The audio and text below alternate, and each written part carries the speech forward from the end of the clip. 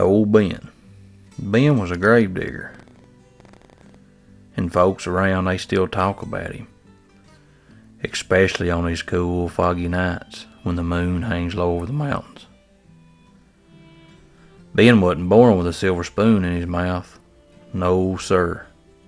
He was a grave digger, same of his daddy and his granddaddy before him.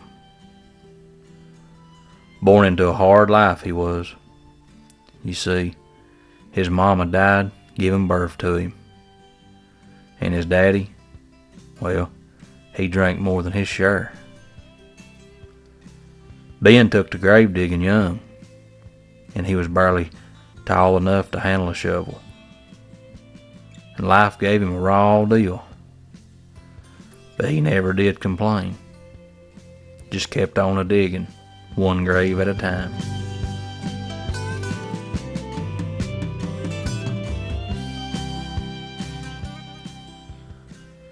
Some say that's why old Ben never married, never had no young'uns of his own. Spent his whole life among the dead, he did. Then one day, just like that, Ben up and vanished. Left his old shack standing by the cemetery, his shovel standing in the middle of a half-dug grave. Nobody saw him leave, and nobody knowed where he went. They searched the hollers and the creeks, but it was just like the earth up and swallowed him up.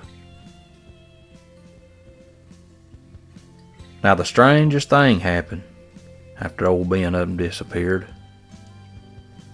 Late at night, if the wind was just right, you could hear the sound of a shovel hitting the earth and a soft humming, like the old songs Ben used to hum while he dug.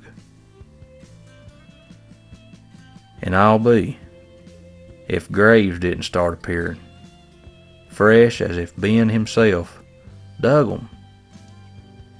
Every time somebody would die, a new grave would be there, awaiting.